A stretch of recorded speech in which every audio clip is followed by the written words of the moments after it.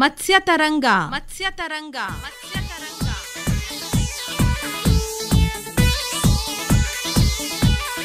ಮೀನು ಸಾಕಾಣಿಕೆ ತಾಂತ್ರಿಕತೆಗಳನ್ನು ಕುರಿತ ಬಾನುಲಿ ಸರಣಿ ಕೇಳಿ. ಮತ್ಸ್ಯತರಂಗ. ಬಂಗಡಿ ಮೀನು ಬಳಕಿದಾಗ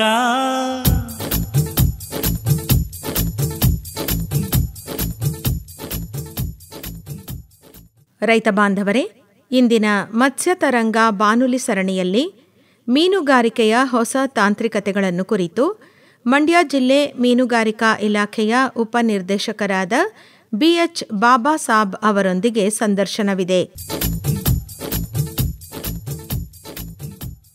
ಬಾಬಾ ಸಾಬ್ ಅವರೇ, ನಮಸ್ಕಾರ. ನಮಸ್ಕಾರ ಸರ್. ಎಲ್ಲ ವ್ಯವಸಾಯದ ಪದ್ಧತಿಗಳಲ್ಲಿದ್ದಂಗೆ ಮೀನುಗಾರಿಕೆಯಲ್ಲೂ ಕೂಡ ಇವತ್ತು ಹೊಸ ಹೊಸ ತಾಂತ್ರಿಕತೆಗಳ ಪರಿಚಯ ಆಗ್ತಾಯಿದೆ. ಬಹಳಷ್ಟು ಜನ ಮೀನುಗಾರರು ಈ ತಾಂತ್ರಿಕತೆಗಳನ್ನು ಅಳವಡಿಸ್ಕೋತಾ ಇದ್ದಾರೆ, ಹೆಚ್ಚಿನ ಆದಾಯವನ್ನು ಕೂಡ ಪಡ್ಕೋತಾ ಇದ್ದಾರೆ. ತಾವು ಈ ದಿವಸ ಮೀನುಗಾರಿಕೆಯಲ್ಲಿ ಏನೆಲ್ಲ ಹೊಸ ತಾಂತ್ರಿಕತೆಗಳು ಲಭ್ಯ ಇದ್ದಾವೆ, ಯಾವ ರೀತಿ ಅದನ್ನು ರೈತರು ಅಳವಡಿಸ್ಕೋಬೋದು, ಬಹಳ ವಿಶೇಷವಾಗಿ ಇಲಾಖೆ ಈ ನಿಟ್ಟಿನಲ್ಲಿ ಏನು ಕ್ರಮವನ್ನು ತೆಗೆದುಕೊಂಡಿದೆ, ತಾಂತ್ರಿಕವಾದ ವಿಚಾರಗಳನ್ನು ಅಳವಡಿಸ್ಕೊಳ್ಳೋದಕ್ಕೆ ಯಾವ ರೀತಿ ನೆರವಿಗೆ ಬಂದಿದೆ, ಮತ್ತು ಮಂಡ್ಯ ಜಿಲ್ಲೆಯಲ್ಲಿ ಯಾವ ರೀತಿ ಮೀನುಗಾರಿಕೆಯ ಪ್ರಗತಿ ಆಗ್ತಾ ಇದೆ, ಈ ಎಲ್ಲ ವಿಚಾರಗಳಿಗೆ ಸಂಬಂಧಪಟ್ಟಂತೆ ತಾವು ವಿವರವಾಗಿ ಮಾಹಿತಿಯನ್ನು ನೀಡಬೇಕು. ಮಂಡ್ಯ ಜಿಲ್ಲೆಯಲ್ಲಿ ನಾವು ಸಾಕಷ್ಟು ಹೊಸ ಹೊಸ ಯೋಜನೆಗಳನ್ನ ಅನುಷ್ಠಾನಗೊಳಿಸಿ ಮೀನು ಸಾಕಾಣಿಕೆ ಪದ್ಧತಿನ ಅನುಸರಿಸ್ತಾ ಇದ್ದೀವಿ. ಯಾವ ರೀತಿ ಇದೆ ಸರ್ ಅಲ್ಲಿ ಜಲಸಂಪನ್ಮೂಲಗಳು ಚೆನ್ನಾಗಿದೆಯಾ ಮಂಡ್ಯ ಜಿಲ್ಲೆ? ಜಲಸಂಪನ್ಮೂಲಗಳು ಚೆನ್ನಾಗಿದೆ ಸರ್, ಇತರೆ ಜಿಲ್ಲೆಗೆ ಕಂಪೇರ್ ಮಾಡಿದ್ರೆ ಉತ್ತಮವಾಗಿದೆ ಸರ್. ಮೀನುಗಾರಿಕೆ ಅಭಿವೃದ್ಧಿಗೆ ಸಾಕಷ್ಟು ಅವಕಾಶ ಇದೆ ಸರ್ ಅಲ್ಲಿ. ಕೆರೆ ಕಟ್ಟೆಗಳಿದೆ, ಅಣೆಕಟ್ಟೆಗಳಿದ್ದಾವೆ. ಇದೆ ಸರ್, 177 ಕೆರೆ ಇದೆ ಸರ್ ಮಂಡ್ಯ ಜಿಲ್ಲೆಯಲ್ಲಿ. 4 ಜಲಾಶಯಗಳು ಇದೆ, ಮತ್ತು ಒಂದು ಅತಿ ದೊಡ್ಡ ಜಲಾಶಯದಂಥ KRS ಜಲಾಶಯನೂ ಸಹ ನಮ್ಮ ಮಂಡ್ಯ ಜಿಲ್ಲೆಯಲ್ಲಿ ಇರೋದ್ರಿಂದ ಅಲ್ಲಿ ನಾವು ಪಂಜರಗಳಲ್ಲಿ ಮೀನು ಸಾಕಾಣಿಕೆ ಮಾಡಿ ಸಾಕಷ್ಟು ಅಭಿವೃದ್ಧಿ ಮಾಡ್ತಾ ಇದ್ದೀವಿ ಸರ್. ಅದಲ್ಲದೆ ಹೊಸ ತಾಂತ್ರಿಕತೆ ಉಪಯೋಗಿಸಿ ಸಾಕಷ್ಟು ಯೋಜನೆಗಳನ್ನ ಮಂಡ್ಯ ಜಿಲ್ಲೆಯಲ್ಲಿ ಅನುಷ್ಠಾನ ಮಾಡ್ತಾಯಿದ್ದೀವಿ ಸರ್. ಅಂದರೆ ದಿನೇ ದಿನೇ ಮೀನು ಸಾಕಣೆ ಮಾಡೋವಂಥವ್ರ ಸಂಖ್ಯೆ ಏನಾದರೂ ಜಾಸ್ತಿ ಆಗ್ತಿದೆ ಅಂತ ಅನಿಸುತ್ತಾ? ಹೆಚ್ಚಾಗ್ತಾ ಇದೆ ಸರ್. ಈಗ ಮೊದಲೆಲ್ಲ ಸರ್, ಈಗ ನಾವು ಸಾಂಪ್ರದಾಯಿಕ ಪದ್ಧತಿನ ಅಳವಡಿಸ್ಕೊಂಡು ಮೀನು ಸಾಕಾಣಿಕೆ ಮಾಡ್ತಾ ಇದ್ವಿ. ಅದರಲ್ಲಿ ದೊಡ್ಡಗೆಂಡೆ ಜಾತಿ ಮೀನುಗಳನ್ನ ಮಾತ್ರ ಸಾಕಾಣಿಕೆ ಮಾಡ್ತಾಯಿದ್ವಿ ಮಂಡ್ಯ ಜಿಲ್ಲೆಯಲ್ಲಿ. ದೊಡ್ಡಗೆಂಡೆ ಜಾತಿ ಅಂದರೆ catla, rohu, mrigal, common carp, so ಈ ರೀತಿ ತಳಿಗಳನ್ನ ಮಾತ್ರ ನಾವು ಸಾಕಾಣಿಕೆ ಮಾಡ್ತಾಯಿದ್ವಿ. ಸೊ ಅದಕ್ಕೆಲ್ಲ ಸಾಂಪ್ರದಾಯಿಕ ಪದ್ಧತಿಯಲ್ಲಿ ಸರ್ ಹೆಚ್ಚು ವಿಸ್ತೀರ್ಣ ಬೇಕಾಗಿತ್ತು, ಮತ್ತು ಸಾಕಾಣಿಕೆ ಅವಧಿ ಸಹ ಜಾಸ್ತಿ ಇತ್ತು, ಮತ್ತು ನಾವು ಫೀಡನ್ನು, ಆಹಾರನ ಜಾಸ್ತಿ ಯೂಸ್ ಮಾಡ್ತಾಯಿದ್ವಿ. ಸಾಕಾಣಿಕೆ ಅವಧಿ 10 ರಿಂದ 12 ತಿಂಗಳಾಗ್ತಾಯಿತ್ತು, ಮತ್ತು ಇಳುವರಿ ಸಹ ಕಡಿಮೆ ಆಗ್ತಿದ್ದರಿಂದ ಆದಾಯನೂ ಸಹ ಕಡಿಮೆ ಬರ್ತಾಯಿತ್ತು ಸರ್. ಈಗ ನಾವು ಇತ್ತೀಚೆಗೆ ಪ್ರಧಾನಮಂತ್ರಿ ಮತ್ಸ್ಯ ಸಂಪದ ಯೋಜನೆಯಲ್ಲಿ ಆಧುನಿಕ ತಾಂತ್ರಿಕತೆಯನ್ನು ಉಪಯೋಗಿಸಿ ಸಾಕಷ್ಟು ಯೋಜನೆಗಳನ್ನ ಅನುಷ್ಠಾನ ಮಾಡ್ತಾಯಿದ್ವಿ. ಸೊ ಅದರಲ್ಲಿ ಒಂದೊಂದಾಗಿ ಹೇಳೋದಾದರೆ ಬಯೋಫ್ಲಾಕ್ ಅಂತ ಮಾಡ್ತಾಯಿದ್ವಿ, ರೀಸರ್ಕ್ಯುಲೇಟರಿ ಆಕ್ವಾಕಲ್ಚರ್ ಸಿಸ್ಟಮ್ ಅಂತೇಳಿ RAS ಅಂತೇಳಿ ಮಾಡ್ತಾಯಿದ್ವಿ, ಮತ್ತು ಈ ಜಲಾಶಯಗಳಲ್ಲಿ ಪಂಜರಗಳಲ್ಲಿ ಮೀನು ಸಾಕಾಣಿಕೆ ಮಾಡೋದನ್ನು ಮಾಡ್ತಾಯಿದ್ವಿ. ಸೊ ಇದೇ ರೀತಿ ಸಾಕಷ್ಟು ಯೋಜನೆಗಳನ್ನ ನಾವು ಮಂಡ್ಯ ಜಿಲ್ಲೆಯಲ್ಲಿ ಅನುಷ್ಠಾನ ಮಾಡ್ತಾಯಿದ್ವಿ.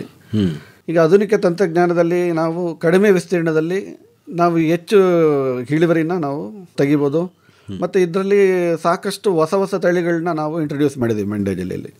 ಈಗ ಮೊದಲು ಭಾರತೀಯ ಈಗಾಗಲೇ ಹೇಳಿದೆ ನಾನು, ಮೇಜರ್ ಕಾರ್ಪ್ಸ್ ಅಂತೇಳಿ ಕಟ್ಲ, ರೋಹು, ಮೃಗಾಲ್ ಇದೇ ರೀತಿ ತಳಿಗಳನ್ನ ಜಾಸ್ತಿ ಬೆಳೀತಾ ಇದ್ರು ಅಲ್ಲಿ ರೈತರು. ಈಗ ಮರಲ್ಸ್ ಅಂತ ಒಂದು ಹೈ ಕಾಸ್ಟ್ ವೆರೈಟಿ ಇದೆ, ಮತ್ತು ಗಿಫ್ಟ್ ತಿಲಾಪಿಯಾ ಅಂತ ಬೆಳೀತಾ ಇದ್ದೀವಿ, ಜೆನೆಟಿಕಲಿ ಇಂಪ್ರೂವ್ಡ್ ಫಾರ್ಮ್ಡ್ ತಿಲಾಪಿಯಾ ಅಂತೇಳಿ. ಇವೆಲ್ಲ ಫಾಸ್ಟಾಗಿ ಬೆಳವಣಿಗೆ ಬರುತ್ತೆ. ಈಗ ಅದೆಲ್ಲ ದೊಡ್ಡಗಂಡೆ ಜಾತಿ ಅಂತಂದರೆ ತಮಗೆ ಕನಿಷ್ಠ 10 ರಿಂದ 12 ತಿಂಗಳು ಬೇಕಾಗ್ತಾಯಿತ್ತು. ಸೊ ಇದಕ್ಕೆ ಗಿಫ್ಟ್ ತಿಲಾಪಿಯಾ ಮತ್ತು ಇದು ಪಂಗಸ್ ಅಂತ ಇರ್ಬೋದು, ಅಥವಾ ಸೀಬಾಸ್ ಇಲ್ಲಿ ಬೆಳೀತಾ ಇಲ್ಲ, ಬಟ್ ಬೇರೆ ಕಡೆ ಅಂದರೆ ಬೆಳೀಬೋದು, ಬೇರೆ ಜಿಲ್ಲೆಯಲ್ಲಿ ಬೆಳೀತಾ ಇದ್ದಾರೆ. ನಮ್ಮಲ್ಲಿ ಸಿಂಗಿ ಅಂತೇಳಿ, ಕ್ಯಾಟ್ ಫಿಶ್ ಅಂತೇಳಿ ಅದು ಬೆಳೀತಾ ಇದ್ದೀವಿ. ರೂಪ್ಚಂದ್ ಅಂತಲೇ ಬೆಳೀತಾ ಇದ್ದಾರೆ ರೈತರು. ಸೊ ಇವೆಲ್ಲ ಫಾಸ್ಟಾಗಿ ಬೆಳವಣಿಗೆ ಆಗುತ್ತೆ, ಮತ್ತು ಜಲ್ದಿ ರೈತರಿಗೆ ಬೇಗ ದುಡ್ಡು ಸಿಗುತ್ತೆ, ಮತ್ತು ಕಡಿಮೆ ವಿಸ್ತೀರ್ಣದಲ್ಲಿ ಅವರು ಹೆಚ್ಚು ಮೀನನ್ನು ಬೆಳಿಬೋದು. ಈಗ ಕನಿಷ್ಠ 10 ಗುಂಟೆ ಜಾಗ ಇದ್ದರೂ ಸಹ ಹೆಚ್ಚು ಮೀನನ್ನು ಬೆಳೆದು ಅವರು ಲಾಭ ಮಾಡ್ಕೋಬೋದಾಗಿದೆ ಈಗ. ಸೊ ಇಷ್ಟೆಲ್ಲ ನಾವು ಮಾಡ್ತಾಯಿದ್ದೀವಿ ಸರ್. ಆಧುನಿಕ ತಂತ್ರಜ್ಞಾನ ಉಪಯೋಗಿಸಿ ನಾವು 0.1 ಹೆಕ್ಟರ್ ಇದರಲ್ಲಿ ಬಯೋಫ್ಲಾಕಲ್ಲಿ ಮೀನು ಸಾಕಾಣಿಕೆ ಮಾಡ್ತಾಯಿದ್ವಿ. ಒಂದು ಬಯೋಫ್ಲಾಕ್ ಯೂನಿಟ್ ಕಾಸ್ಟ್ 14 ಲಕ್ಷ ಇರುತ್ತೆ ಸರ್. ಇದು 0.1 ಹೆಕ್ಟ್ರಲ್ಲಿ ಪಾಂಡ್ ತೆಗೆದು ಒಂದು 5 ಫೀಟ್ ಡೆಪ್ತ್ ತೆಗೆದಿರ್ತೀವಿ. ಸೊ ಇಲ್ಲಿ ನಾವು ಪಾಲಿಥೀನ್ ಲೈನಿಂಗ್ ಯೂಸ್ ಮಾಡ್ತೀವಿ. ಪಾಲಿಥೀನ್ ಲೈನಿಂಗ್ ಯೂಸ್ ಮಾಡಿ ವಾಟರ್ ಪರ್ಕ್ಯುಲೇಷನ್, ವಾಟರ್ ಸೀಪೇಜ್ ಆಗಬಾರ್ದು ಅಂತೇಳಿ ಸೊ ಅಲ್ಲಿ ನೀರು ತುಂಬಿಸಿ ನಾವು ಮತ್ತು ಅದಕ್ಕೆ ಬರ್ಡ್ಸ್ ಪ್ರೊಡಕ್ಷನ್ಗೋಸ್ಕರ ನಾವು ಬರ್ಡ್ ನೆಟ್ ಎಲ್ಲ ಹಾಕಿರ್ತೀವಿ, ಒಳಗಡೆ ಬರ್ಡ್ಸ್ ಬರಬಾರ್ದು ಅಥವಾ ಬೇರೆ ಇನ್ನೇನು ಇದಾಗಬಾರ್ದು ಅಂತೇಳಿ. ಸೊ ಇಲ್ಲಿ ನಾವು ಸ್ಟಾಕಿಂಗ್ ಡೆನ್ಸಿಟಿ ಜಾಸ್ತಿ ಮಾಡ್ತೀವಿ. ಸ್ಟಾಕಿಂಗ್ ಡೆನ್ಸಿಟಿ ಈಗ ಟ್ರೆಡಿಷ್ನಲ್ ಸಾಂಪ್ರದಾಯಿಕ ಪದ್ಧತಿಯಲ್ಲಿ 1 ಹೆಕ್ಟೇರಿಗೆ ನಾವು 10,000 ಮೀನು ಮರಿನ ಬಿತ್ತನೆ ಮಾಡ್ತಿದ್ವಿ. ಇಲ್ಲಿ ನಾವು 0.1 ಹೆಕ್ಟ್ರಲ್ಲಿ ಕನಿಷ್ಠ 0.1 ಹೆಕ್ಟ್ರಲ್ಲೇ ನಾವು 10,000ದಿಂದ 50,000 ಮೀನು ಮರಿನ ನಾವು ಬಿತ್ತನೆ ಮಾಡ್ಬೋದು, ಸ್ಟಾಕ್ ಮಾಡ್ಬೋದು, ಬೆಳಿಬೋದು. ಸೊ ಇಲ್ಲಿ ಪ್ರೊಡಕ್ಷನ್ ಸಹ ಕನಿಷ್ಠ ನಮಗೆ 10 ಟನ್ನಿಂದ 20 ಟನ್ವರೆಗೂ ಪ್ರೊಡಕ್ಷನ್ ನಾವು 0.1 ಹೆಕ್ಟ್ರಲ್ಲಿ ತರ್ಬೋದು. ಬಟ್ ಬಂದ ಸಾಂಪ್ರದಾಯಿಕ ಪದ್ಧತಿಯಲ್ಲಿ ನಾವು 1 ಹೆಕ್ಟೇರಲ್ಲಿ 10 ಟನ್ ಮಾತ್ರ, 10,000 kg. 1 ಹೆಕ್ಟೇರನ್ನು ಬೆಳೆಯೋದು ನಾವು ಆಧುನಿಕ ತಂತ್ರಜ್ಞಾನ ಉಪಯೋಗಿಸಿ ಕೇವಲ 0.1 ಹೆಕ್ಟರಲ್ಲಿ ನಾವು ಅಷ್ಟು ಪ್ರೊಡಕ್ಷನ್ನ ತೆಗಿಬೋದು. ಅದಕ್ಕಿಂತ ಹೆಚ್ಚು ಪ್ರೊಡಕ್ಷನ್ನ ನಾವು ತೆಗಿತಾ ಇದ್ದೀವಿ. ಈಗ ಆಲ್ರೆಡಿ ಸಾಕಷ್ಟು ಮಂಡ್ಯ ಜಿಲ್ಲೆಯಲ್ಲಿ ಸಾಕಷ್ಟು ತಾಲೂಕುಗಳಲ್ಲಿ ನಾವು ಯೋಜನೆ ಅನುಷ್ಠಾನ ಮಾಡಿದ್ದೀವಿ. ರೈತರು ಸಹ ಇದನ್ನು ಉತ್ಸಾಹದಿಂದ ಅಳವಡಿಸಿ ಚೆನ್ನಾಗಿ ಮಾಡ್ತಾ ಇದ್ದಾರೆ ಸರ್. ಇದು ಬಯೋಫ್ಲಾಕ್ ತಂತ್ರಜ್ಞಾನ. ಹೌದು ಹೌದು. ಅಂದರೆ ಇದು ಬರೀ ಕೊಳ ಒಂದು ಆಗ್ಬಿಟ್ರೆ ಸಾಕ, ಬೇರೆ ಇನ್ನೇನು ತಾಂತ್ರಿಕತೆ ಇಲ್ವಾ ಇದಕ್ಕೆ? ಇಲ್ಲ, ಬರೀ ಕೊಳ ಅಂತಲ್ಲ. ಇದಕ್ಕೆ ನಾವು ಇಲ್ಲಿ ಬಯೋಫ್ಲಾಕಲ್ಲಿ ನಾವು ಮೀನು ಮರಿಗಳನ್ನ ಬಿತ್ತನೆ ಮಾಡಿದ ನಂತರ ನಾವು ಏರೇಟರ್ಸ್ನ ಯೂಸ್ ಮಾಡ್ತೀವಿ. ಇಲ್ಲಿ ಬಯೋಫ್ಲಾಕ್ ಸಿಸ್ಟಮಲ್ಲಿ ಅತಿ ಮುಖ್ಯವಾಗಿ ನಾವಿಲ್ಲಿ ಫ್ಲಾಕ್ ಜನ್ರೇಟ್ ಮಾಡಬೇಕಾಗುತ್ತೆ. ಸೊ ಫ್ಲಾಕ್ ಯಾವ ರೀತಿ ಜನ್ರೇಟ್ ಆಗುತ್ತೆ ಅಂತಂದರೆ ನಾವು ಏರೇಟರ್ಸ್ನ ಯೂಸ್ ಮಾಡ್ತೀವಿ, ಪ್ರೋಬಯೋಟಿಕ್ಸ್ನ ಯೂಸ್ ಮಾಡ್ತೀವಿ. ಪ್ರೋಬಯೋಟಿಕ್ಸ್ ಯೂಸ್ ಮಾಡಿ ಕಂಟಿನ್ಯೂಸ್ ಏರೇಷನ್ ಮಾಡೋದ್ರಿಂದ ಏನಾಗುತ್ತೆ, ಫ್ಲಾಕ್ ಜನ್ರೇಟ್ ಆಗುತ್ತೆ. ಸೊ ಈ ಆರ್ಗ್ಯಾನಿಕ್ ಮತ್ತು ಇನ್ಆರ್ಗ್ಯಾನಿಕ್ ಇದರದ್ದು ಮಿಶ್ರಣ ಇರ್ತದೆ. ಇದು ಪ್ರೋಟೀನ್ ಯುಕ್ತ ಒಂದು ಫುಡ್ ಆಗಿರುತ್ತದೆ ಫಿಶ್ಶಿಗೆ. ಸೊ ಇದನ್ನು ಫ್ಲಾಕ್ನ ತಿಂದು ಫಾಸ್ಟಾಗಿ ಗ್ರೋತ್ ಫಾಸ್ಟ್ ಆಗುತ್ತೆ.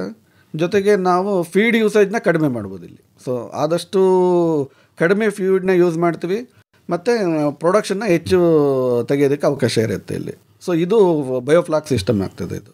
ಸೊ ಇದರಲ್ಲಿ ಬಯೋಫ್ಲಾಕಲ್ಲಿ ಸರ್ 0.1 ಹೆಕ್ಟರ್ದು ಟೋಟಲ್ ನಮಗೆ ಒಂದು ಯೂನಿಟ್ ಕಾಸ್ಟ್ ಒಂದು 14 ಲಕ್ಷ ಆಗುತ್ತೆ ಟೋಟಲ್ ಯೂನಿಟ್ ಕಾಸ್ಟು.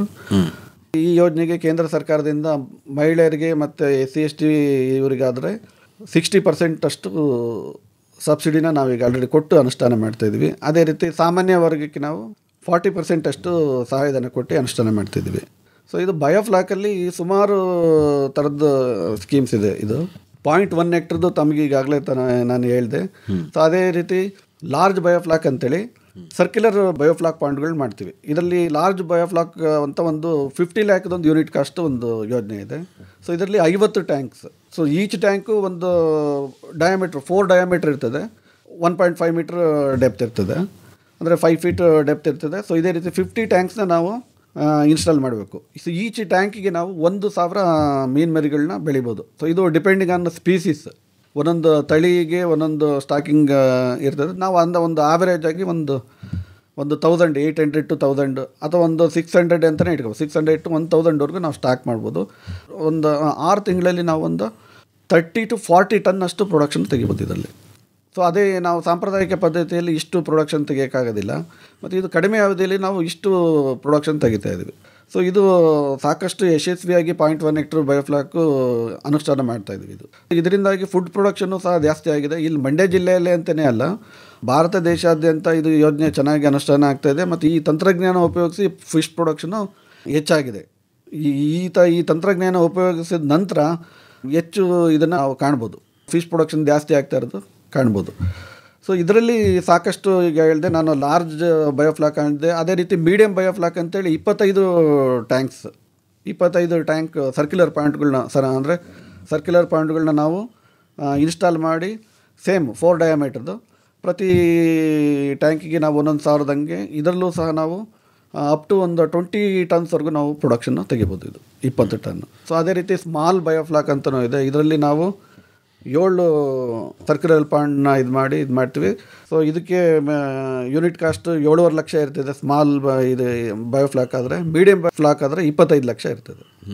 ಸೊ ಈ ರೀತಿ ಸಾಕಷ್ಟು ತೊಟ್ಟಿಗಳೆಲ್ಲ ಯಾವುದ್ರಲ್ಲಿ ಮಾಡಿರ್ತಾರೆ, ಪ್ಲಾಸ್ಟಿಕ್ಕಾ ಅಥವಾ ಯಾವ ಮೆಟೀರಿಯಲ್ಲು? ಇದು ಪಾಲಿಥಿನ್ ಮೆಟೀರಿಯಲ್ ಯೂಸ್ ಮಾಡ್ಬೋದು. ಈಗ ಕೊಳಗಳು ಅವ್ರು ಏನು ಸೈಜ್ ತಗೋತಾರೆ ಅದ್ರ ಮೇಲೆ ಹೋಗುತ್ತೆ ಅಲ್ವಾ? ಹೌದು. 7 ಕೊಳನೋ 25, 50 ಹೌದು, ಅದನ್ನು ಕೃತಕವಾಗಿ ಜಮೀನಲ್ಲಿ ಇಟ್ಕೋಬೇಕು. ಹೌದು ಹೌದು ಹೌದು. ಅದರಲ್ಲಿ ಕೃತಕವಾದ ಆಹಾರ ಹಾಕ್ಕೊಂಡು ಮೀನು ಸಾಕಬೇಕು. ಹೌದು ಹೌದು ಹೌದು. ಸೊ ಇದರಲ್ಲಿ ನಾವು ಆಧುನಿಕ ತಂತ್ರಜ್ಞಾನ ಉಪಯೋಗಿಸಿ ಅಂದರೆ ಕೃತಕ ಆಹಾರನ ಕಡಿಮೆ ಯೂಸ್ ಮಾಡ್ತೀವಿ ಇಲ್ಲಿ. ಸೊ ಇಲ್ಲಿ ನ್ಯಾಚುರಲ್ ಆಗಿ ಪ್ರೊಡಕ್ಷನ್ ಆಗೋದಕ್ಕೆ ಅಂದರೆ ಫುಡ್ ಪ್ರೊಡಕ್ಷನ್ ಆಗೋದಕ್ಕೆ ನಾವಲ್ಲಿ ಏರೇಟರ್ಸ್ನ ಯೂಸ್ ಮಾಡ್ತೀವಿ, ಪ್ರೋಬಯೋಟಿಕ್ಸ್ನೆಲ್ಲ ಯೂಸ್ ಮಾಡಿ ಪ್ರೊಡಕ್ಷನ್ನ ರೈಸ್ ಮಾಡ್ತೀವಿ. ಈ ಸಾಂಪ್ರದಾಯಿಕವಾಗಿ ಮೀನು ಬೆಳೆಯೋ ಜಾಗದಲ್ಲಿ ಏರೇಟರ್ಸ್ ಯೂಸ್ ಮಾಡಲ್ವಾ? ಇಲ್ಲ, ಅಲ್ಲಿ ಅಂದರೆ ಎಕ್ಸ್ಟೆನ್ಸಿವ್ ಮೆಥಡ್ ಅಂತೇಳಿ ಅಲ್ಲಿ ನಾವು ಯೂಸ್ ಮಾಡೋದಿಲ್ಲ. ಇಂಟೆನ್ಸಿವ್ ಮೆಥಡಲ್ಲಿ ಯೂಸ್ ಮಾಡ್ತೀವಿ. ಶ್ರಿಂಪ್ ಕಲ್ಚರು ಅಲ್ಲೆಲ್ಲ ಯೂಸ್ ಮಾಡ್ತೀವಿ. ಇಲ್ಲಿ ಯೂಸ್ ಮಾಡೋದಿಲ್ಲ, ಏರೇಟರ್ಸ್ನ ಯೂಸ್ ಮಾಡೋದಿಲ್ಲ. ಇಲ್ಲಿ ಸ್ಟಾಕಿಂಗ್ ಡೆನ್ಸಿಟಿ ಕಡಿಮೆ ಮಾಡಿರ್ತೀವಿ. ಅಂದರೆ ಒಂದು ಹೆಕ್ಟೇರಿಗೆ ನಾವು ಕೇವಲ ಬರೀ 10,000 ಅಷ್ಟು ಮೀನು ಮರಿಗಳನ್ನ ಮಾತ್ರ ಬಿತ್ತನೆ ಮಾಡಿರ್ತೀವಿ.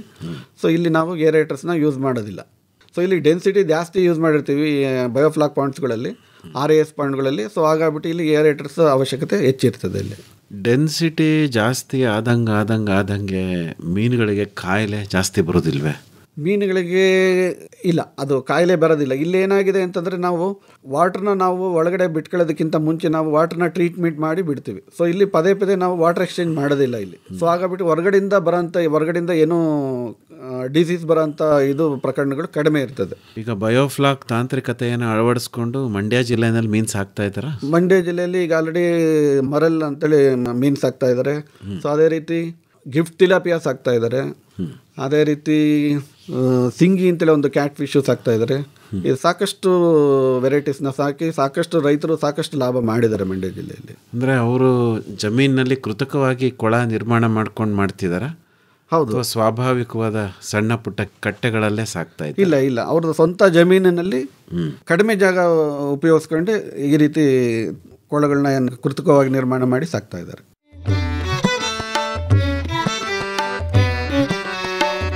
ಕೃಷಿ ನಿರಂತರ, ಹಾಗೆ ಕಲಿಕೆಯೂ ನಿರಂತರ. ಕೃಷಿಗೆಲ್ಲಿದೆ ಅಂತ್ಯ, ಆರಂಭವೇ ನಿತ್ಯ. ಹೊಸ ಪೀಳಿಗೆ ಯುವ ಶಕ್ತಿಗೆ ಮುನ್ನಡೆಯಲು ಬೇಕು. ಆತ್ಮೀಯರೇ, ಕೃಷಿ ಸಂಶೋಧನಾ ಸಂಸ್ಥೆಯೊಂದಿಗೆ ಬೇಸಾಯ ಕಲಿಯುವ ಆಸಕ್ತಿ ನಿಮಗಿದೆಯೇ? ನವೀನ ತಾಂತ್ರಿಕತೆಗಳನ್ನು ಜಮೀನಿನಲ್ಲಿ ಅಳವಡಿಸುವ ಆಸೆಯೂ ಇದೆಯೇ? ಹಾಗಿದ್ದರೆ ತಪ್ಪದೇ ಆಲಿಸಿ ಕೃಷಿ ದೀವಿಗೆ. ಕೃಷಿ ದೀವಿಗೆ ಹೊಸ ಬೆಳಕಿಗೆ ಬೇಕು. ಕೃಷಿ ದೀವಿಗೆ ಮೈಸೂರು ಬಾನುಲಿಯಲ್ಲಿ ಪ್ರತಿ ಸೋಮವಾರ ಸಂಜೆ 6:50 ಕೃಷಿ ರಂಗದಲ್ಲಿ ಸಂಶೋಧನಾ ಸಂಸ್ಥೆಯೊಂದಿಗೆ ಕೃಷಿ ಕಲಿಕೆ ಕುರಿತ ಬಾನುಲಿ ಸರಣಿ ಕೃಷಿ ದೀವಿಗೆ. ಕೃಷಿ ದೀವಿಗೆ ಹೊಸ ಬೆಳಕಿಗೆ ಬೇಕು. ಕೃಷಿ ದೀವಿಗೆ. ಮತ್ತೆ ಬೇರೆ ಬೇರೆ ತಂತ್ರಜ್ಞಾನಗಳು ಅದೇ ರೀತಿ ಈಗ ರೀಸರ್ಕ್ಯುಲೇಟರಿ ಆಕ್ವಾಕಲ್ಚರ್ ಸಿಸ್ಟಮ್ ಅಂತಿದೆ, RAS ಅಂತೇಳಿ. ಸೊ ಇಲ್ಲಿ ಏನು ಮಾಡ್ತೀವಿ ಅಂತಂದರೆ ನೀರಿನ ಅವಶ್ಯಕತೆ ಇಲ್ಲಿ ತುಂಬಾ ಕಡಿಮೆ ಇರ್ತದೆ. ಈಗ ನಾವು 1 ಹೆಕ್ಟೇರ್ ಕೊಳ ನಿರ್ಮಾಣ ಮಾಡಬೇಕು ಅಂತಂದರೆ ಸಾಂಪ್ರದಾಯಿಕ ಪದ್ಧತಿಯಲ್ಲಿ ನಿಮಗೆ 1 ಹೆಕ್ಟೇರ್ ಫುಲ್ ಕೊಳ ನಿರ್ಮಾಣ ಮಾಡಿ 5 ಅಡಿ ಆಳ ತೊಡಬೇಕಾಗುತ್ತೆ. ಮತ್ತು ನೀರಿನ ಅವಶ್ಯಕತೆ ತುಂಬಾ ಇರ್ತದೆ, ತುಂಬಾ ನೀರು ನಿಮಗೆ ಬೇಕು. ನೀವು ಪಾಂಡ್ಗಳನ್ನ ಕೆನಾಲ್ ಪಕ್ಕದಲ್ಲಿ ಮಾಡಿದರೆ ಕೆನಾಲಿಂದ ನೀವು ನೀರು ಡಂಪ್ ಮಾಡ್ಕೋಬೋದು. ಅದರ ಇದು ತಪ್ಪಿದ್ರೆ ನಿಮ್ಮದು ಅಂದರೆ ಕೆರೆ ಅಥವಾ ಜಲಾಶಯಗಳ ಕೆಳಗಡೆ ಆ ರೀತಿ ಜಮೀನಿದ್ದರೆ ಅಲ್ಲಿಂದ ನೀವು ನೀರು ತಗೊಂಡು ಮಾಡಬೇಕಾಗತ್ತೆ. ಬಟ್ ಇಲ್ಲಿ ಏನು ಅಂತಂದರೆ ರೀಸರ್ಕ್ಯುಲೇಟರಿ ಆಕ್ವಾಕಲ್ಚರ್ ಸಿಸ್ಟಮಲ್ಲಿ ನಿಮಗೆ ನೀರಿನ ಅವಶ್ಯಕತೆ ಹೆಚ್ಚಿರೋದಿಲ್ಲ. ಯಾಕೆಂದರೆ ಸೇಮ್ ಅದೇ ವಾಟರ್ನ ನಾವು ಸರ್ಕ್ಯುಲೇಟ್ ಆಗ್ತಾ ಇರ್ತದೆ. ಏನು ಮಾಡ್ತೀವಿ ಅಂದರೆ ಒಂದು ಸತಿ ನೀರನ್ನು ನಾವು ಕಡಿಮೆ, ಈಗ ಒಂದು ಬೋರ್ವೆಲಲ್ಲಿ 2 ಇಂಚು ನೀರು ಬಂದರೂ ಸಹ ನಾವು ಈ RAS ಇದನ್ನು ನಾವು ತಗೋಬೋದು. ಇದು ಇಲ್ಲಿ ಒಂದೇನು ಅಂತಂದರೆ ಏರಿಯಾನು ಕಡಿಮೆ ಇರ್ತದೆ. ನಾವು ಸೇಮ್ ಅದೇ ನೀರನ್ನು ನಾವು ಪುನರ್ಬಳಕೆ ಮಾಡೋದ್ರಿಂದ ನೀರಿನ ಅವಶ್ಯಕತೆ ಇಲ್ಲಿ ಕಡಿಮೆ ಇರ್ತದೆ ನಮಗೆ. ಅಲ್ಲ, RASನ ಒಂದು ಸರಿ ಎಕ್ಸ್ಪ್ಲೈನ್ ಮಾಡ್ಬೋದಾ ಯಾವ ರೀತಿ ಇರುತ್ತೆ ಅಂತದ್ದು? ಮಾಡ್ಬೋದು, ಹೇಳಿ ಸರ್. ಈಗ ಇದರಲ್ಲಿ ಏನು ಮಾಡ್ತೀವಿ ಅಂತಂದರೆ ನೀರನ್ನು ಫಸ್ಟು ಸೆಡಿಮೆಂಟೇಷನ್ ಟ್ಯಾಂಕ್ ಅಂತ ಇರ್ತದೆ. ಫಸ್ಟು ನೀರನ್ನ ಸೆಡಿಮೆಂಟೇಷನ್ ಟ್ಯಾಂಕಲ್ಲಿ ಅಲ್ಲಿಂದ ಶುರು ಮಾಡ್ತೀವಿ. ಅಲ್ಲಿ ನೀರಲ್ಲಿ ಇರ್ತಕ್ಕಂಥ ಮ್ಯಾಟ್ರಸ್ ಇದು ಇನ್ಆರ್ಗ್ಯಾನಿಕ್ ಮ್ಯಾಟ್ರಸ್ ಅಲ್ಲೆಲ್ಲ ಸೆಟ್ಲ್ ಆಗೋದಕ್ಕೆ ಟೈಮ್ ಕೊಡ್ತೀವಿ. ಅಲ್ಲಿಂದ ನಾವೇನು ಮಾಡ್ತೀವಿ, ನೀರನ್ನ ಬಯೋಫಿಲ್ಟ್ರ್ ಮುಖಾಂತರ ತಗೊಳ್ತೀವಿ, ಬಯೋಫಿಲ್ಟ್ರಿಗೆ ಬಿಡ್ತೀವಿ. ಬಯೋಫಿಲ್ಟ್ರಿಂದ ಏನಾಗುತ್ತೆ, ಬಯೋಫಿಲ್ಟ್ರಿಂದ ನೆಕ್ಸ್ಟು UV ಫಿಲ್ಟ್ರಿಗೆ ಕಳಿಸ್ತೀವಿ. UV ಫಿಲ್ಟ್ರಿಂದ ಹೋಗಿ ನೆಕ್ಸ್ಟ್ ನೀರು ಅಲ್ಲಿಂದ ಹೋಗಿ ಅದಕ್ಕೆ ಆಕ್ಸಿಜನ್ ಏರೇಷನ್ ಕೊಡ್ತೀವಿ ಯಾವುದೇ ನೀರಿಗೆ. ಆನಂತರ ನಾವು ನೀರನ್ನ ಇದಕ್ಕೆ ಬಿಡ್ತೀವಿ, ಪಾಂಡ್ಗಳಿಗೆ ಬಿಟ್ಕೊಳ್ತೀವಿ, RAS ಪಾಂಡ್ಗಳಂತ. ಇದು ಅಷ್ಟೇ, RAS ಪಾಂಡ್ಗಳು ರೆಕ್ಟ್ಯಾಂಗಲ್ ಶೇಪ್ ಇರ್ಬೋದು ಅಥವಾ ಸರ್ಕ್ಯುಲರ್ ಪಾಯಿಂಟ್ಸ್ ಇರ್ಬೋದು. ಸೊ ಈ ರೀತಿ ನಾವು ಮಾಡೋದ್ರಿಂದ ಏನಾಗುತ್ತೆ, ಒಂದು ನೀರಲ್ಲಿ ಏನೇ ಜರ್ಮ್ಸ್ ಇದ್ದರೂ, ಏನೇ ಬ್ಯಾಕ್ಟೀರಿಯಾಸ್ ಏನೇ ಇದ್ದಿದ್ರು ಕೂಡ ಅದು ಎಲ್ಲ ಇಲ್ಲೇ ನಾವು ಟ್ರೀಟ್ಮೆಂಟ್ ಕೊಡೋದ್ರಿಂದ ಎಲ್ಲ ಸತ್ತೋಗುತ್ತೆ. ಮತ್ತು ಕೃತಕವಾಗಿ ನಾವು ಆಕ್ಸಿಜನ್ನು ಕೊಡೋದ್ರಿಂದ ಆಕ್ಸಿಜನ್ ಪ್ರಾಬ್ಲಮ್ಮು ಸಹ ಏನೂ ಆಗೋದಿಲ್ಲ. ಈ ಪ್ರೋಸೆಸ್ ಇದೇ ಕಂಟಿನ್ಯೂ ಆಗುತ್ತೆ. ಮತ್ತು ಸೇಮ್ ವಾಟರ್ನ ನಾವೇನಾಗುತ್ತೆ, ಇದು ಮತ್ತೆ ಈ ಕಡೆ ಇದಕ್ಕೆ ಹೋಗ್ತದೆ. ನೀರು ಏನಾರ ಒಂದು ಕಲ್ಚರ್ ಪೀರಿಯಡ್ ಸಾಕಾಣಿಕೆ ಟೈಮಲ್ಲಿ ಏನಾಗುತ್ತೆ, ನೀರು ಗಲೀಜಾದರೆ ಮತ್ತು ಅದನ್ನು ಸೇಮ್ ಈ ಕಡೆ ಸೆಡಿಮೆಂಟೇಷನ್ ಟ್ಯಾಂಕಿಗೆ ಈ ಕಡೆಯಿಂದ ಕನೆಕ್ಷನ್ ಕೊಟ್ಟಿರ್ತೀವಿ, ಮತ್ತು ಆ ಕಡೆ ಹೋಗುತ್ತೆ. ಅಲ್ಲಿ ಏನೇ ಇದಿದ್ರೂ ಕೂಡ ಎಲ್ಲ ಸೆಟ್ಲ್ ಆಗ್ತದೆ. ಇನ್ಆರ್ಗ್ಯಾನಿಕ್ ಮ್ಯಾಟರ್ಸು ಏನು ಇದಿರ್ತದೆ, ಇದರಿಂದ ಏನು ಗಲೀಜು ಇರ್ತದೋ ಎಲ್ಲ ಅಲ್ಲಿ ಸೆಟ್ಲ್ ಆಗ್ತದೆ. ಸೊ ಅಲ್ಲಿಂದ ಮತ್ತೆ ನಾವು ಬಯೋಫಿಲ್ಟ್ರಿಗೆ ಕಳಿಸ್ತೀವಿ. ಬಯೋಫಿಲ್ಟ್ರಿಂದ ಮತ್ತೆ ಯು ವಿ ಫಿಲ್ಟ್ರಿಗೆ ಹೋಗುತ್ತೆ, ಮತ್ತೆ ಏರೇಷನ್ ಆಗಿ ಮತ್ತೆ ಇಲ್ಲಿ ಫ್ರೆಶ್ ವಾಟರ್ ಬಂದು ಇಲ್ಲಿ ಪಾಂಡಿಗೆ ಬೀಳ್ತದೆ. ಸೊ ಇದು ಆ್ಯಕ್ಚುಲಿ ರೀಸರ್ಕ್ಯುಲೇಟರಿ ಆಕ್ವಾಕಲ್ಚರ್ ಸಿಸ್ಟಮ್ದು ಒಂದು ಟೆಕ್ನಿಕಲ್ ಇದು. ಓಕೆ, ಎಷ್ಟು ಪಾಂಡ್ ಕಟ್ಟಬೇಕಾಗತ್ತೆ? ಇದರಲ್ಲೂ ಸಹ ಸುಮಾರು ಈಗ ಲಾರ್ಜ್ RAS ಅಂತಿದೆ. ಸೊ ಇದರಲ್ಲಿ 8 ಪಾಯಿಂಟ್ಗಳು ನಾವು ಅಂದರೆ ಇದು ವಾಲ್ಯೂಮು ಒಂದು 90 ಕ್ಯೂಬಿಕ್ ಮೀಟ್ರ್ ವಾಲ್ಯೂಮ್ ಇರ್ತದೆ. ಸೊ ಒಂದು ಪಾಂಡ್ದು ವಾಟರ್ ವಾಲ್ಯೂಮ್ 90 ಕ್ಯೂಬಿಕ್ ಮೀಟ್ರ್ ಅಂತ, ಎಲ್ಲಿ length into breadth into height, total ಇಷ್ಟು ನಮಗೆ ವಾಲ್ಯೂಮ್ ಬರಬೇಕಾಗುತ್ತೆ. ಸೊ ಇಷ್ಟರಲ್ಲಿ ನಾವು ಒಂದು ಪಾಂಡಲ್ಲಿ ನಾವು ಒಂದು 10,000 to 12,000 ಮೀನು ಮರಿಗಳನ್ನ ನಾವು ಬಿತ್ತನೆ ಮಾಡ್ಬೋದು, ಸಾಕ್ಬೋದು.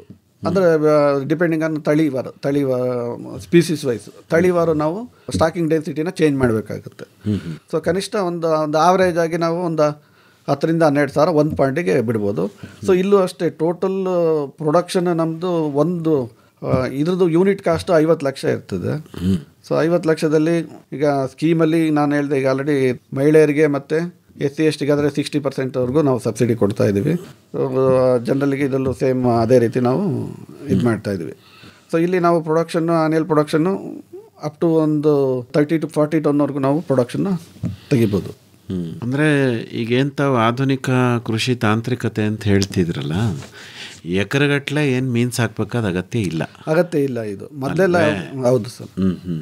ಹೇಳಿ ಸರ್. ಮೊದಲೆಲ್ಲ ಸಾಂಪ್ರದಾಯಿಕ ಪದ್ಧತಿಯಲ್ಲಿ ಜಾಸ್ತಿ ಬೇಕಾಗಿತ್ತು. ಈಗ ನಾವು ಏರಿಯಾನ ಆದಷ್ಟು ಕಡಿಮೆ ಮಾಡಿದ್ದೀವಿ. ಈಗ ಹಾಗಾಗ್ಬಿಟ್ಟು ಏನಾಗಿದೆ, ಈಗ ಸಣ್ಣ ಅಂದರೆ ಕಡಿಮೆ ಜಮೀನು ಇರ್ತಕ್ಕಂಥವರು ಸಹ ಸಾಕಷ್ಟು ಮುಂದೆ ಬರ್ತಾ ಇದ್ದಾರೆ. ಮೀನುಗಾರಿಕೆಯಲ್ಲಿ ಆಸಕ್ತಿ ವಹಿಸಿ ಮೀನುಗಾರಿಕೆ ಮಾಡೋದಕ್ಕೆ ಮುಂದೆ ಬರ್ತಾ ಇದ್ದಾರೆ. ಈಗ ಸಣ್ಣ ಜಾಗದಲ್ಲಿ ಹೆಚ್ಚಿನ ಉತ್ಪಾದನೆಯನ್ನು ತಗೊಳ್ಳೋದು, ಹೌದು ಅಲ್ವಾ? ಹೌದು.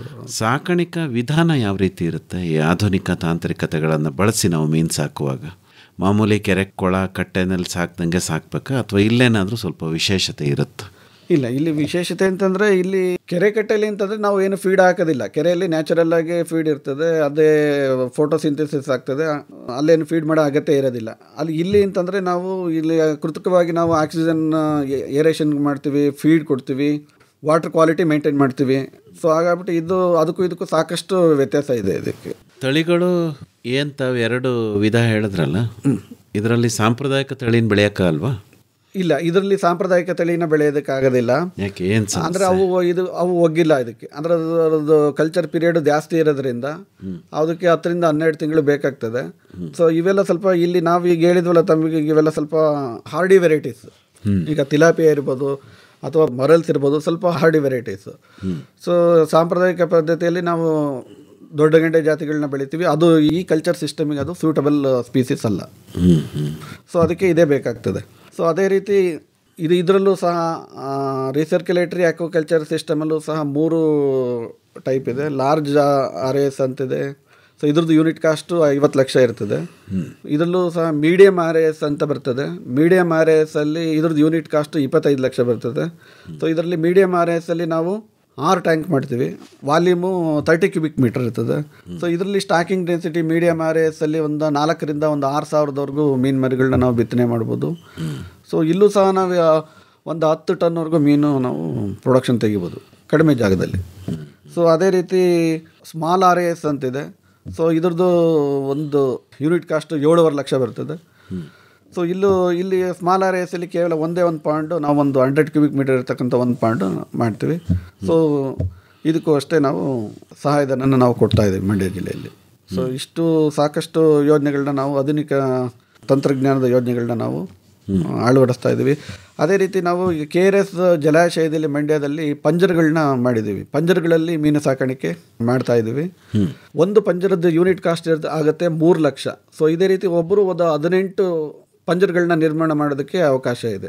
ಸೊ ಪ್ರತಿಯೊಬ್ಬರಿಗೂ ನಾವಲ್ಲಿ ಗುತ್ತಿಗೆ ಕೊಡ್ತೀವಿ. KRS ಜಾಗದಲ್ಲಿ, KRS ಜಲಾಶಯದಲ್ಲಿ ಅವರಿಗೆ ಗುತ್ತಿಗೆ ಕೊಟ್ಟು ಅವರಿಗೆ ಈ ಜಲಾಶಯದಲ್ಲಿ ಪಂಜರಗಳನ್ನ ನಿರ್ಮಾಣ ಮಾಡಿ ಮೀನು ಸಾಕಣೆ ಮಾಡೋದಕ್ಕೆ ಅವಕಾಶ ಮಾಡಿಕೊಡ್ತಾ ಇದ್ದೀವಿ. ಸೊ ಈ ರೀತಿ ಮಾಡೋದ್ರಿಂದ ಜಲಸಂಪನ್ಮೂಲಗಳನ್ನ, ವಾಟರ್ ರಿಸೋರ್ಸಸ್ನ ನಾವು ಬಳಕೆ ಮಾಡ್ಕೊಂಡು ಫಿಶ್ ಪ್ರೊಡಕ್ಷನ್ನು ಜಾಸ್ತಿ ಮಾಡ್ಬೋದು. ಜೊತೆಗೆ ಅವರು ನಮ್ಮ ಕಲ್ಚರ್ ಮಾಡೋ ನಮ್ಮ ಇವರು ರೈತರಿಗೂ ಸಹ ಹೆಚ್ಚು ಲಾಭ ಮಾಡೋದಕ್ಕೆ ಅವಕಾಶ ಮಾಡಿ ಕೊಟ್ಟಿದ್ದೀವಿ. ಈ ಪಂಜರದಲ್ಲಿ ಮೀನು ಸಾಕೋದು ಅಂದರೆ ಯಾವ ತಳಿ ಬಳಕೆ ಮಾಡಬೇಕಾಗತ್ತೆ ಇಲ್ಲಿ? ಇಲ್ಲೂ ನಾವು ಪಂಜರದಲ್ಲಿ ಗಿಫ್ಟ್ ತಿಲಾಪಿಯಾ ಬೆಳಿಬೋದು, ಪಂಗಸ್ ಅಂತ ಬರ್ತದೆ, ಪಂಗೇಶಿಯಸ್ ಸ್ಪೀಸೀಸ್ ಅಂತ ಕ್ಯಾಟ್ ಫಿಶು, ಅದನ್ನು ಬೆಳಿಬೋದು. ಅದು ನಾವು ಇಲ್ಲಿ KRS ಜಲಾಶಯದಲ್ಲಿ ಈಗ ಆಲ್ರೆಡಿ ನಾವು ಪಂಗೇಶಿಯಸ್ ಬೆಳೆದಿದ್ದೀವಿ, ಮರಲ್ಸ್ ಬೆಳೆದಿದ್ದೀವಿ, ಗಿಫ್ಟ್ ತಿಲಾಪಿಯನ್ನು ಬೆಳೆದಿದ್ದೀವಿ. ಸೊ ಈಗ ಸಾಕಷ್ಟು ತಳಿಗಳನ್ನ ನಾವು ಪಂಜರಗಳಲ್ಲಿ ಸಾಕಿ ಇದು ಮಾಡ್ತಾಯಿದ್ವಿ. ಸೊ ಇದ್ರದ್ದು ಯೂನಿಟ್ ಕಾಸ್ಟು ಒಂದು ಪಂಜರಕ್ಕೆ 3 ಲಕ್ಷ ಇರ್ತದೆ. ಒಬ್ಬರಿಗೆ 18 ಪಂಜರಗಳು ಕೊಟ್ಟರೆ ಒಟ್ಟು ನಾವು ಒಂದು 54 ಲಕ್ಷ ಟೋಟಲ್ ಇದ್ರದ್ದು ಒಂದು ಯೂನಿಟ್ ಕಾಸ್ಟ್ ಆಗುತ್ತೆ. ಪಂಜರಗಳು ಅಂತಂದರೆ ನಾನೀಗ ತಮಗೆ ಹೇಳಿದೆ, measurement 6 metre length, 4 metre width, 4 metre depth. So ಈ ಥರದ್ದು ಪಂಜರಗಳು ಇದು ಎಲ್ಲ ನೆಟ್ ಮೆಟೀರಿಯಲ್ ಇರ್ತದೆ. ಅಲ್ಲಿ ಒಳಗಡೆ 2 ನೆಟ್ ಇರ್ತದೆ, ಡಿಫ್ರೆಂಟ್ ಸೈಜ್ದು. ಮೀನುಗಳು ಪಾಸ್ ಆಗಬಾರ್ದು ಅಂತೇಳಿ, ಮತ್ತು ಅದರಲ್ಲಿ ಮೀನಿಂದ ಏನು ಗಲೀಜು ಆಗುತ್ತೋ ಸೊ ಅದೆಲ್ಲ ಅದು ನ್ಯಾಚುರಲ್ ಆಗಿ ಫಿಲ್ಟ್ರೇಷನ್ ಆಗ್ತಾ ಇರ್ತದೆ. ಏಕೆಂದರೆ ಫ್ರೆಶ್ ವಾಟ್ರು ಜಲಾಶಯದಲ್ಲಿ ಫ್ರೆಶ್ ವಾಟ್ರ್ ಬರ್ತಾ ಇರ್ತದೆ, ಸೊ ಹೋಗ್ತಾ ಇರ್ತದೆ, ನೀರಿನ ಮೂವ್ಮೆಂಟ್ ಇರುತ್ತೆ. ಸೊ ಇಲ್ಲಿ ಪೊಲ್ಯೂಷನ್ ಆಗೋದಕ್ಕೆ ಅವಕಾಶ ಇರೋದಿಲ್ಲ, ಮತ್ತು ನೀವು ವಾಟರ್ ಎಕ್ಸ್ಚೇಂಜ್ ಪ್ರಶ್ನೆನೇ ಬರೋದಿಲ್ಲ ಇಲ್ಲಿ. ಸೊ ಇಲ್ಲಿ ಜಸ್ಟ್ ನೀವು ಏನು ಮಾಡ್ತೀರಾ, ಫೀಡ್ ಯೂಸ್ ಮಾಡ್ತೀರಾ, ಜೊತೆಗೆ ಪ್ರೊಡಕ್ಷನ್ ಸಹ ಜಾಸ್ತಿ ಆಗಿ ಇಲ್ಲೂ ಸಹ ನಾವು ಪ್ರೊಡಕ್ಷನ್ನ ಹೆಚ್ಚು ಮಾಡ್ಬೋದು. ಅಂದರೆ ಕೃತಕವಾದ ಆಹಾರ ಕೊಡಬೇಕು, ಕೃತಕವಾದ ಆಹಾರ ಕೊಡಲೇಬೇಕಾಗತ್ತೆ, ಇಲ್ಲಿ ಕೊಡಲೇಬೇಕಾಗುತ್ತೆ. ಸೊ ಇಲ್ಲಿ ಫಿಲ್ಟ್ರೇಷನ್ ಚೆನ್ನಾಗಿರೋದ್ರಿಂದ, ಫ್ರೆಶ್ ವಾಟರ್ ಬರ್ತಾನೆ ಇರೋದ್ರಿಂದ ನ್ಯಾಚುರಲ್ ಆಗಿ ಗ್ರೋತ್ ಚೆನ್ನಾಗಿರ್ತದೆ. ಮತ್ತು ಇಲ್ಲಿ ನ್ಯಾಚುರಲ್ ಫುಡ್ ಪ್ರೊಡಕ್ಷನು ಇರ್ತದೆ. ಫಿಶ್ಶಿಗೆ ನ್ಯಾಚುರಲ್ ಬೇಕಾದಂಥ ಫೋಟೋಸಿಂಥಸಿಸಿಂದ ಏನು ಫಿಶ್ಶಿಗೆ ಆಹಾರ ಬೇಕೋ ಪ್ಲ್ಯಾಂಕ್ಟನ್ ಪ್ರೊಡಕ್ಷನ್ನು ಇರ್ತದೆ. ಸೊ ಅದ್ರ ಜೊತೆಗೆ ನಾವು ಕೃತಕ ಆಹಾರನೂ ಸಹ ಕೊಟ್ಟು ಮೀನನ್ನ ಬೆಳಿಬೋದು ಇಲ್ಲಿ. ಸೊ ಇದು ಅಡ್ವಾಂಟೇಜ್ ಏನಂತಂದರೆ, ಇನ್ನೊಂದು ಅಡ್ವಾಂಟೇಜು, ನಾವು ಈ ಇಲ್ಲಿ ಪಂಜರಗಳಲ್ಲಿ ಏನು ಮೀನು ಬೆಳಿತೀವೋ ಅದನ್ನು ಲೈವ್ ಫಿಶ್ ಅಂದರೆ ಜೀವಂತವಾಗಿ ಮೀನುಗಳನ್ನ ನಾವು ಈಸಿಯಾಗಿ ಹಿಡಿಬೋದು, ಮತ್ತು ಈಸಿಯಾಗಿ ಸಾಗಾಣಿಕೆ ಮಾಡ್ಬೋದು, ಮತ್ತು ಈಸಿಯಾಗಿ ನಾವು ಮಾರ್ಕೆಟಲ್ಲಿ ಜೀವಂತ ಮೀನುಗಳನ್ನ ಮಾರಾಟ ಮಾಡ್ಬೋದು. ಸೊ ಇದೊಂದು ಅಡ್ವಾಂಟೇಜ್ ಇದೆ. ಸೊ ಈಗ ಒಳ್ಳೆ ಡಿಮ್ಯಾಂಡು ಸಹ ಇದೆ ಇದಕ್ಕೆ. ಅಂದರೆ ನೀರೊಳಗಡೆ ಓಡಾಡ್ತಿದ್ದಂಗೆ ತಗೊಂಡೋಗಿ ಗ್ರಾಹಕನಿಗೆ ಎದುರುಗಡೆನೆ ಮಾರಾಟ ಮಾಡ್ಬೋದು, ಅವ್ರ ಎದುರುಗಡೆನೆ ಮಾರಾಟ ಮಾಡ್ಬೋದು. ಸೊ ಮತ್ತು ಇದು ಈ ರೀತಿ ಮಾರಾಟ ಮಾಡೋದ್ರಿಂದ ಏನಾಗುತ್ತೆ, ಈಗ ಡೆಡ್ ಫಿಶಿಗೆಲ್ಲ ಸತ್ತೋಗಿರೋ ಮೀನಿಗೆ ರೇಟ್ ಕಡಿಮೆ ಇರ್ತದೆ. ಸೊ ಇದಕ್ಕೆ ನಾವು ಈಗ ಸತ್ತೋಗಿರೋ ಮೀನು ನಾವು ಅಲ್ಲಿ 150 ರೂಪಾಯಿ ಮಾಡಿದ್ರೆ ಇದನ್ನು 250 ರೂಪಾಯಿ ಮಾಡಿದ್ರು ಕೂಡ ಜನ ತಗೊಳ್ಳೋದಕ್ಕೆ ರೆಡಿ ಇದೆ 1 kg.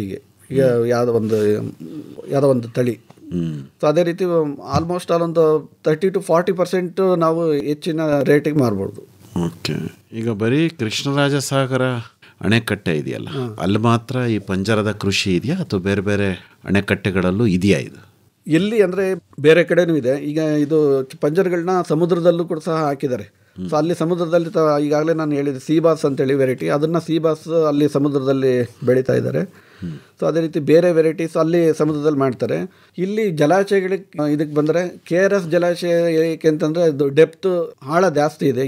ಯಾವ ಜಲಾಶಯಗಳಲ್ಲಿ ಆಳ ಜಾಸ್ತಿ ಇರುತ್ತದೋ ಅಂಥ ಜಲಾಶಯಗಳನ್ನ ಸೆಲೆಕ್ಟ್ ಮಾಡಿ ಅಲ್ಲಿ ಪಂಜರಗಳಲ್ಲಿ ಮೀನು ಸಾಕಣೆ ಮಾಡೋದಕ್ಕೆ ಅವಕಾಶ ಮಾಡಿಕೊಡ್ತಾ ಇದ್ದಾರೆ. ಸೊ KRS ಜಲಾಶಯದಲ್ಲಿ ಡೆಪ್ತ್ ಜಾಸ್ತಿ ಇದೆ.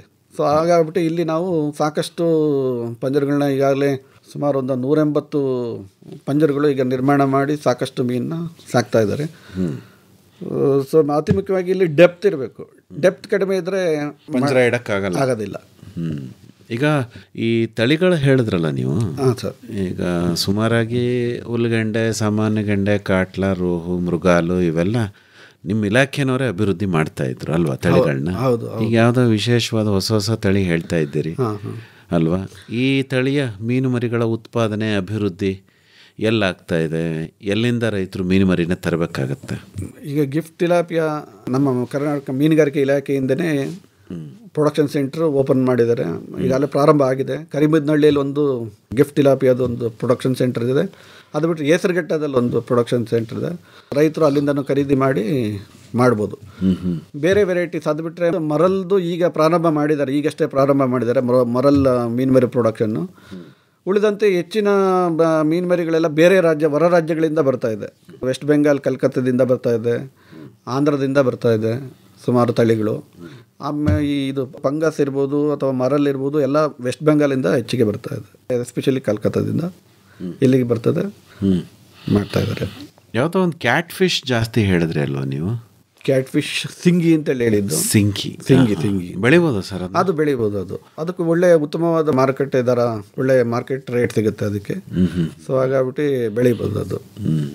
ಯಾವುದೋ ಒಂದು ಕ್ಯಾಟ್ ಫಿಶ್ ಬೆಳೆಯೋಂಗಿಲ್ಲ ಅನ್ಸುತ್ತೆ. ಹಾಂ, ಅದು ಆಫ್ರಿಕನ್ ಕ್ಯಾಟ್ ಫಿಶ್ ಬೆಳೆಯಾಗಿಲ್ಲ ಅಲ್ವಾ? ಹೌದು ಹೌದು. ಇದು ಅದು ಏನು ಹೋಲಿಕೆ ಮಾಡೋ ಹಾಗಿಲ್ವಾ? ಇಲ್ಲ ಇಲ್ಲ ಇಲ್ಲ ಇಲ್ಲ, ಅದು ಅಂದರೆ ಅದು ಕಾರ್ನಿವಾರಸ್ ಮತ್ತು ತುಂಬ ಕ್ಯಾನಿಬಲಿಸ್ಟಿಕ್ ಎಲ್ಲ ಇರೋದ್ರಿಂದ ಸೊ ಅದನ್ನು ಬ್ಯಾನ್ ಮಾಡಿದ್ವಿ. ಆಫ್ರಿಕನ್ ಕ್ಯಾಟ್ ಫಿಶ್ ಬೇರೆ ತಳಿಗಳನ್ನ ಬೇರೆ ಸಂತತಿಗಳನ್ನೆಲ್ಲ ನಾಶ ಮಾಡುತ್ತೆ ಅಂತೇಳಿ ಅದನ್ನೊಂದು ಬ್ಯಾನ್ ಮಾಡಿದ್ವಿ. ಸೊ ಇದು ಲೋಕಲ್ ಕ್ಯಾಟ್ ಫಿಶ್, ಇದು ಸಿಂಗಿ ಅಂತೇಳಿ. ಇದು ತುಂಬ ದಪ್ಪನೂ ಆಗೋದಿಲ್ಲ, ತಿನ್ನೋದಕ್ಕೂ ಒಳ್ಳೆ ರುಚಿ ಇರ್ತದೆ. ಸೊ ಹಾಗಾಗ್ಬಿಟ್ಟು ಮತ್ತು ಮಾರ್ಕೆಟ್ ರೇಟ್ ಒಳ್ಳೆ ಚೆನ್ನಾಗಿ ಸಿಗೋದ್ರಿಂದ ಇದನ್ನು ಬೆಳಿತೀವಿ. ಅದಕ್ಕೂ ಇದಕ್ಕೂ ಸಾಕಷ್ಟು ವ್ಯತ್ಯಾಸ ಐತೆ. ಅದೇ ಅದೇ ಅದೇ ಈಗ ಸಾಮಾನ್ಯವಾಗಿ ರೈತರುಗಳು ಜಮೀನಿನಲ್ಲಿ ಕೊಳ ಮಾಡ್ಕೊಂಡು ಮೀನು ಸಾಕೋದಕ್ಕೆ ಹೆಚ್ಚು ಉತ್ಸುಕತೆ ತೋರಿಸ್ತಾ ಇದ್ದಾರೆ. ಮಂಡ್ಯ ಜಿಲ್ಲೆನಲ್ಲಿ ಈ ಥರ ಕೊಳದಲ್ಲಿ ಮೀನು ಸಾಕೋದ್ರ ಬಗ್ಗೆ ಹೆಚ್ಚು ಆಸಕ್ತಿ ಬರ್ತಾ ಇದೆಯಾ? ಬರ್ತಾ ಇದೆ ಸಾಕಷ್ಟು. ಆಮೇಲೆ ನಿಮ್ಮಲ್ಲಿ ಮೀನು ಮರಿ ಉತ್ಪಾದನೆಗೂ ಕೂಡ ಅವಕಾಶ ಇದೆ, ಸ್ವಲ್ಪ ಅದ್ರ ಬಗ್ಗೆ ಹೇಳಿ ಸರ್. ಮೊದಲೆಲ್ಲ ಅಷ್ಟೊಂದು ಆಸಕ್ತಿ ತೋರಿಸ್ತಾ ಇರಲಿಲ್ಲ. ಈಗ ಇವೆಲ್ಲ ಬಂದಾದಮೇಲೆ RIS ಮತ್ತು ಬಯೋಫ್ಲಾಕ್ ಅಲ್ಲಿ ಎಲ್ಲ ಯೂಟ್ಯೂಬಲ್ಲೆಲ್ಲ ಸುಮಾರು ಸಾಕಷ್ಟು ಜನ ನೋಡಿ ಸಾಕಷ್ಟು ಪ್ರಚಾರ ಆಗಿಬಿಟ್ಟಿದೆ. ಜೊತೆಗೆ ಸಾಕಷ್ಟು ರೈತರಿಗೆ ಬಂದು ಸುಮಾರು ಎನ್ಕ್ವೈರೀಸ್ ಬರ್ತಾ ಇರ್ತದೆ. ಜನ ಬಂದು ಅವರೇ ಖುದ್ದಾಗಿ ಎಲ್ಲರ ಮಾಡಿದರೆ ಅಲ್ಲಿ ವಿಸಿಟ್ ಮಾಡಿ ನಾವು ಪ್ರತ್ಯಕ್ಷವಾಗಿ ಲೈವ್ ಆಗಿ ನೋಡ್ಕೊಂಬರ್ತೀವಿ ಅಂತೇಳಿ ಸಾಕಷ್ಟು ಜನ ಉತ್ಸಾಹದಿಂದ ಬರ್ತಾ ಇದ್ದಾರೆ. ಸೊ ಹಾಗಾಗ್ಬಿಟ್ಟು ಚೆನ್ನಾಗಿ ಆಗ್ತಾಯಿದೆ ಸರ್. ಪ್ರೊಡಕ್ಷನ್ಸ್ ಇದೆಲ್ಲ ಚೆನ್ನಾಗಿ ಆಗ್ತಾಯಿದೆ. ಮೀನುಗಾರಿಕೆ ಸಾಕಷ್ಟು ಹಿಂದಿಗಿಂತಲೂ ಅತ್ಯುತ್ತಮವಾಗಿ ಈಗ ಅವೇರ್ನೆಸ್ಸು ಚೆನ್ನಾಗಿದೆ ಪಬ್ಲಿಕಲ್ಲಿ. ಸೊ ಅದೇ ರೀತಿ ಫಿಶ್ ಪ್ರೊಡಕ್ಷನ್ನು ಸಹ ಅದೇ ರೀತಿ ಇಂಪ್ರೂವ್ ಆಗಿದೆ. ಏನೇನು ಯೋಜನೆಗಳು ತಂದಿದ್ರಿ ಸರ್ ಮೀನುಗಾರಿಕಾ ಇಲಾಖೆಯಿಂದ? ಮೀನುಗಾರಿಕೆ ಇಲಾಖೆಯಲ್ಲಿ ಸಾಕಷ್ಟು ಯೋಜನೆಗಳನ್ನ ಕೊಡ್ತಾ ಇದ್ದೀವಿ ಸರ್. ರೈತರಿಗೋಸ್ಕರ ನಾವು ಸ್ವಂತ ಜಮೀನಿನಲ್ಲಿ ನಾವು ಇದನ್ನು ಕಂಟಿನ್ಯೂ ಮಾಡಿದ್ದೀವಿ. ಸಾಂಪ್ರದಾಯಿಕ ಪದ್ಧತಿನೂ ಅಲ್ಲೂ ಸಹ 1 ಹೆಕ್ಟರ್ಗೆ ಒಂದು 7 ಲಕ್ಷ ಯೂನಿಟ್ ಕಾಸ್ಟ್ ನಿಗದಿಪಡಿಸಿ ಅದಕ್ಕೂ ಸಹ ನಾವು ಸಹಾಯಧನ ಕೊಡ್ತಾ ಇದ್ದೀವಿ. ಸ್ವಂತ ಜಮೀನಲ್ಲಿ ಮೀನು ಮರಿ ಪಾಲನೆ ಮಾಡೋದಕ್ಕೂ ಸಹ ನಾವು ಸ್ಪಾನ್ ಮರಿ ತಂದು ಅದನ್ನು ಫಿಂಗರ್ಲಿಂಗ್ವರೆಗೂ ಬೆಳೆದು ರೈತರಿಗೆ ಮಾರಾಟ ಮಾಡೋಂಥ ಒಂದು ಸ್ಕೀಮ್ ಇದೆ. ಸೊ ಅದರದ್ದು ಅಷ್ಟೇ ಯೂನಿಟ್ ಕಾಸ್ಟ್ 7 ಲಕ್ಷ ಇದೆ. ಸೊ ಅದಕ್ಕೂ ಸಹ ಸಾಕಷ್ಟು ನಾವು ಸಹಾಯಧನ ಕೊಡ್ತಾಯಿದ್ದೀವಿ. ಸೊ ಅದೇ ರೀತಿ ಮೀನು ಮರಿಗಳನ್ನ ಖರೀದಿ ಮಾಡಿ ಕೆರೆಗಳಿಗೆ ಬಿಡೋದು ಅಥವಾ ಸ್ವಂತ ಜಮೀನಲ್ಲಿ ಸಾಕೋದು ಅದಕ್ಕೂ ಸಹ ನಾವು 50% ಅಷ್ಟು ಸಹಾಯಧನನ ನಾವು ಕೊಡ್ತಾಯಿದ್ದೀವಿ. ಸೊ ಅದೇ ರೀತಿ ರಾಜ್ಯ ವಲಯದಲ್ಲಿ ಮೀನುಗಾರಿಕೆ ಸಲಕರಣೆ ಕಿಟ್ಗಳಂತ ಕೊಡ್ತಾಯಿದ್ದೀವಿ. ಸೊ 10,000 ರೂಪಾಯಿ ಬೆಲೆ ಬಾಳ್ತಕ್ಕಂಥ ಒಂದು ಕಿಟ್ಗಳನ್ನ ಅಂದರೆ ಬಲೆ, ಹರಿಗೋಲು ಈ ಥರ ಯೋಜನೆಗಳನ್ನ ನಾವು ಕೊಡ್ತಾಯಿದ್ದೀವಿ. ಬಡ ಮೀನುಗಾರರಿಗೆ ಮತ್ಸ್ಯಾಶ್ರಯ ಯೋಜನೆಯಲ್ಲಿ ಮನೆಗಳನ್ನ ಕಟ್ಟಿಸ್ಕೊಡ್ತಾಯಿದ್ದೀವಿ. ಅದು ಬಿಟ್ಟರೆ ನಾವು ಕಿಸಾನ್ ಕ್ರೆಡಿಟ್ ಕಾರ್ಡ್ ಅಂತೇಳಿ ಅವರಿಗೆ ರೈತರಿಗೆ ಕಡಿಮೆ ಬಡ್ಡಿ ದರದ ರೂಪದಲ್ಲಿ ಸಾಲನ ಕೊಡಿಸ್ತಾ ಇದ್ದೀವಿ. ಇದಕ್ಕೆ ನಾವು ರೈತರಿಗೆ ಸಿಬಿಲ್ ಸ್ಕೋರ್ ಇರಬೇಕು ಅಂತ ಏನಿಲ್ಲ, ಯಾವುದೇ ಶ್ಯೂರಿಟಿ ಕೊಡದೆ ಅವರಿಗೆ ಗರಿಷ್ಠ 2 ಲಕ್ಷದವರೆಗೂ ನಾವು ಅವರಿಗೆ ಒಂದು ಸಾಲದ ಸೌಲಭ್ಯನ ರಾಷ್ಟ್ರೀಕೃತ ಬ್ಯಾಂಕ್ಗಳಿಂದ ನಾವು ಸಾಲ ಕೊಡಿಸ್ತಾ ಇದ್ದೀವಿ ರೈತರಿಗೆ. ಕ್ರೆಡಿಟ್ ಕಾರ್ಡ್ ಅಲ್ಲಿ ಹೌದು, ನೀವು ಕೊಡಿಸ್ತೀರಾ ಅದನ್ನ? ಹಾಂ, ನಾವು ಬ್ಯಾಂಕಿಗೆ ಕಳಿಸ್ಕೊಡ್ತೀವಿ. ಬ್ಯಾಂಕಿಂದ ಅವರಿಗೆ ನಾವು ರೆಕಮೆಂಡ್ ಮಾಡಿ ಕಳಿಸ್ಕೊಡ್ತೀವಿ. ಬ್ಯಾಂಕಿಂದ ಅವರಿಗೆ ಪರಿಶೀಲನೆ ಮಾಡಿ ಆ್ಯಕ್ಟಿವಿಟೀಸ್ ಅವರು ಏನು ಚಟುವಟಿಕೆ ಮಾಡ್ತಿದ್ದಾರೋ ಅದ್ರ ಮೇಲೆ ಅವರಿಗೆ ಯಾವುದೇ ಒಂದು ಇದಿಲ್ಲದೆ ಶ್ಯೂರಿಟಿ ಇಲ್ಲದೆ ಅದು ಲೋನ್ ಕೊಡಿಸೋ ಅಂಥ ಒಂದು ಅವಕಾಶ ಇದೆ ಅದರಲ್ಲಿ. ಅದು ಕೇಂದ್ರ ಸರ್ಕಾರದ ಒಂದು ಮಹತ್ವಾಕಾಂಕ್ಷೆ ಒಂದು ಇತ್ತು. ಸೊ ಅದು ಮಾಡ್ತಾ ಇದ್ದಾರೆ. ಎಷ್ಟು ಜನ ತಗೊಂಡಿರ್ಬೋದು ಮಂಡ್ಯ ಜಿಲ್ಲೆಯಲ್ಲಿ ಕಿಸಾನ್ ಕ್ರೆಡಿಟ್ ಕಾರ್ಡ್ನ? ಕಿಸಾನ್ ಸುಮಾರು ಜನಕ್ಕೆ ಕೊಟ್ಟಿದ್ದೀವಿ. ಕಳೆದ ಒಂದು 2 ವರ್ಷದಿಂದ ಅಲ್ಲಿ ಕೆಲಸ ಮಾಡ್ತಾ ಇದ್ದೀನಿ. ಸಾಕಷ್ಟು ಜನಕ್ಕೆ ಕೊಟ್ಟಿದ್ದೀವಿ. ಸುಮಾರು ಒಂದು 300 ಜನಕ್ಕೆ ನಾವು 300 ರೈತರಿಗೆ ಕೊಟ್ಟಿದ್ದೀವಿ. ಮೀನು ಸಾಕೋರಿಗೆ ಯಾವುದೇ ಮೀನು ಮಾರಾಟ ಮಾಡೋರು ಇರ್ಬೋದು, ಮೀನು ಹಿಡಿಯೋರು ಇರ್ಬೋದು. ಸೊ ಯಾರಿಗೆ ಬೇಕಾದ್ರೆ ನಾವು ಇದು ಕೊಡ್ತೀವಿ. ಸಂಘಗಳು ಎಷ್ಟಿದಾವೆ ಸರ್ ಮಂಡ್ಯ ಜಿಲ್ಲೆಯಲ್ಲಿ? ಮಂಡ್ಯ ಜಿಲ್ಲೆಯಲ್ಲಿ ಒಂದು 48 ಮೀನುಗಾರ ಸಹಕಾರ ಸಂಘ ಇದೆ ನಮ್ಮಲ್ಲಿ. ಸುಮಾರು ಒಂದು 12,000 ಸಾವಿರ ಅಷ್ಟು ಮೀನುಗಾರ ಸಹಕಾರ ಸಂಘದ ಸದಸ್ಯರಿದ್ದಾರೆ. ಪ್ರತಿ ಸಂಘಕ್ಕೂ ನಾವು ಒಳ್ಳೆ ಕೆರೆಗಳನ್ನ ಕಡಿಮೆ ಗುತ್ತಿಗೆ ಮೊತ್ತ ನಿಗದಿ ಮಾಡಿ ಅವರಿಗೆಲ್ಲ ಗುತ್ತಿಗೆ ಕೊಟ್ಟು ಅವ್ರಿಗೆ ಅನುಕೂಲ ಮಾಡಿಕೊಟ್ಟಿದ್ವಿ. ಸಂಘಗಳು ಸಹ ಉತ್ತಮವಾಗಿ ಕಾರ್ಯನಿರ್ವಹಿಸ್ತಾ ಇದ್ದಾವೆ. ಮುಂದಿನ ದಿನದಲ್ಲಿ ಯಾವ ರೀತಿ ಅಭಿವೃದ್ಧಿ ಆಗ್ಬೋದು ಮಂಡ್ಯ ಜಿಲ್ಲೆಯಲ್ಲಿ ಮೀನು ಕೃಷಿ? ಮುಂದಿನ ದಿನದಲ್ಲಿ ಸಾಕಷ್ಟು ಯೋಜನೆಗಳನ್ನ ಇನ್ನೂ ಹೊಸ ಯೋಜನೆಗಳನ್ನ ಅನುಷ್ಠಾನ ಮಾಡುವಂಥ ಉದ್ದೇಶ ಇಲಾಖೆಯಲ್ಲಿ ಇದೆ ಸರ್. ಸೊ ಅದೇ ರೀತಿ ಸಾಕಷ್ಟು ಪ್ರೋತ್ಸಾಹನೂ ಕೊಡ್ತಾ ಇದ್ದೀವಿ. ಹೊಸ ಯೋಜನೆಗಳನ್ನ ಅನುಷ್ಠಾನ ಮಾಡೋದಕ್ಕೆ ನಮ್ಮ ಇಲಾಖೆ ತಾಲೂಕು ಮಟ್ಟದಲ್ಲಿ ಎಲ್ಲ ಮೀನುಗಾರಿಕೆ ಸಹಾಯಕ ನಿರ್ದೇಶಕರು ಸಹ ತಾಂತ್ರಿಕ ಸಲಹೆನ ರೈತರಿಗೆ ಕೊಟ್ಟು ಎಲ್ಲ ಯೋಜನೆ ಅನುಷ್ಠಾನ ಮಾಡ್ತಾ ಇದ್ದಾರೆ. ರೈತರಿಗೂ ಸಹ ಸಾಕಷ್ಟು ತಾಂತ್ರಿಕ ಸಲಹೆ ಕೊಟ್ಟು ಅವರು ಉತ್ಸಾಹಭರಿತರಾಗಿ ಕೆಲಸ ಮಾಡ್ತಾ ಇದ್ದಾರೆ. ತರಬೇತಿಗೆ KRS ಅಲ್ಲೇ ಕೇಂದ್ರ ಇರಬೇಕು. ತರಬೇತಿಗೆ ಈಗ ಇಲ್ಲಿ ಮಂಡ್ಯ ಜಿಲ್ಲೆಯಲ್ಲಿ KRSL ಒಂದು ಮಾತ್ರ ಇದೆ. ಸೊ ಇಲ್ಲಿ ಮೈಸೂರಲ್ಲಿ ಒಂದು ಕಬಿನಿಲೂ ಇದೆ, ತರಬೇತಿನೂ ಕೊಡ್ತಾ ಇದ್ವಿ. ಸಾಕಷ್ಟು ಪ್ರಚಾರನೂ ಮಾಡ್ತಾ ಇದ್ವಿ, ಮೀನುಗಾರಿಕೆ ಕುರಿತು ಸಾಕಷ್ಟು ಪ್ರಚಾರ ಮಾಡ್ತಾ ಇದ್ವಿ. ಹೊಸ ತಾಂತ್ರಿಕತೆಗಳಿದೆ, ಇಲಾಖೆಯ ಯೋಜನೆಗಳಿದೆ, ನೀರು ಚೆನ್ನಾಗಿದೆ, ಹಾಗಾಗಿ ಜನ ಮೀನು ಸಾಕ್ಬೋದು. ಹೌದೌದು ಅಲ್ವೇ? ಹೌದು. ಆದಾಯನೂ ಕೂಡ ಚೆನ್ನಾಗಿದೆಯಾ ಬೇರೆ ಬೆಳೆಗಳಿಗೆ ಹೋಲಿಸಿದ್ರೆ? ಆದಾಯ ತುಂಬಾ ಚೆನ್ನಾಗಿದೆ. ಅಂದರೆ ಅತಿ ಆಸೆ ಕೆಲವರಿಗೆ ಹೆಂಗೆ ಅಂತಂದರೆ, ಕೆಲವರೆಲ್ಲ ಯುವಕ ಜನತೆ ಸ್ವಲ್ಪ ಅವರಿಗೆ ತುಂಬ ಆತರ ಜಾಸ್ತಿ. ಯೂಟ್ಯೂಬಲ್ಲೆಲ್ಲ ನೋಡಿ, ಯೂಟ್ಯೂಬಲ್ಲಿ ಸ್ವಲ್ಪ ಅತಿ ಹೆಚ್ಚು ಇದನ್ನು ಆಸೆ ಹುಟ್ಟಿಸ್ಬಿಟ್ಟಿರ್ತಾರೆ. ಅಷ್ಟು ಲಕ್ಷ ಬರುತ್ತೆ, ಇಷ್ಟು ಲಕ್ಷ ಬರುತ್ತೆ ಅಂತೇಳಿ. ಸೊ ಅದರಿಂದ ಸ್ವಲ್ಪ ಅವರು ರಿಯಾಲಿಟಿ ತಿಳ್ಕೋಬೇಕು. ರಿಯಾಲಿಟಿ ನೋಡ್ಕೊಂಡು ಅವರು ಯೋಜನೆನ ಕೈ ಹಾಕಬೇಕು ಮೀನು ಸಾಕಾಣಿಕೆಗೆ. ಯೂಟ್ಯೂಬಲ್ಲಿ ಏನೇ ನೋಡಿದ್ರು ವಾಸ್ತವ ಏನು ಅನ್ನೋದು ಅರ್ಥ ಮಾಡ್ಕೋಬೇಕು ಅಲ್ವಾ? ಅಷ್ಟೊಂದು ಎಕ್ಸಾಗ್ರೇಟೆಡ್ ಫಿಗರ್ಸ್ ಸಿಗೋದಿಲ್ಲ, ಬಟ್ ಪ್ರಾಫಿಟಬಲ್, ಲಾಸ್ ಅಂತೂ ಆಗೋದಿಲ್ಲ. 1 year 2 year ಎಕ್ಸ್ಪೀರಿಯನ್ಸ್ ಆಯಿತು ಅಂತಂದರೆ ಒಳ್ಳೆ ಆದಾಯ ಮಾಡ್ಬೋದು.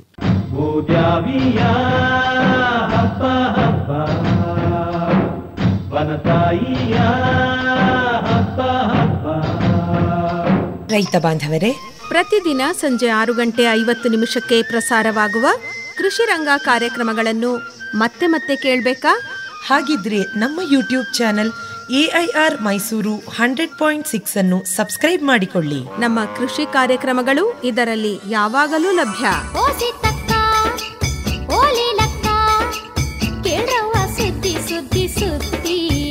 ಕೇಳಿ, ಆನಂದಿಸಿ ಮೈಸೂರು ಆಕಾಶವಾಣಿಯ ಕೃಷಿ ರಂಗ ಕಾರ್ಯಕ್ರಮಗಳನ್ನು.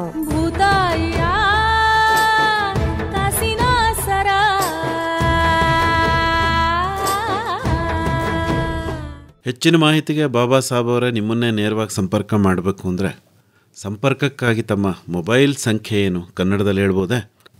ನನ್ನ ಮೊಬೈಲ್ ನಂಬರ್ 9440375547. ಇನ್ನೊಮ್ಮೆ ಹೇಳ್ತೀರಾ? 9440375547. ಇನ್ನೂ ಒಂದು ಸರಿ ಹೇಳ್ಬಿಡಿ ಸರ್.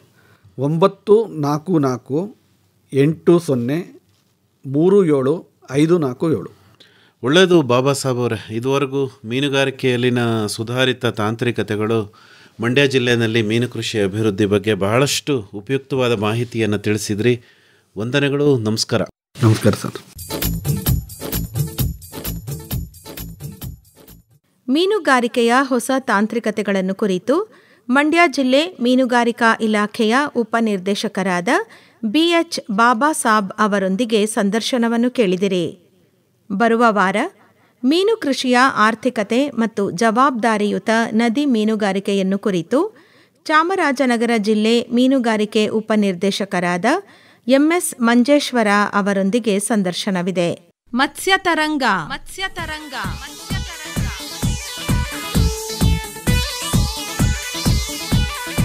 ಮೀನು ಸಾಕಣೆ ತಾಂತ್ರಿಕತೆಗಳನ್ನು ಕುರಿತ ಬಾನುಲಿ ಸರಣಿ ಆಲಿಸಿದಿರಿ. ಬಂಗಡಿ ಮೀನು ಬಳಕಿದಾಗ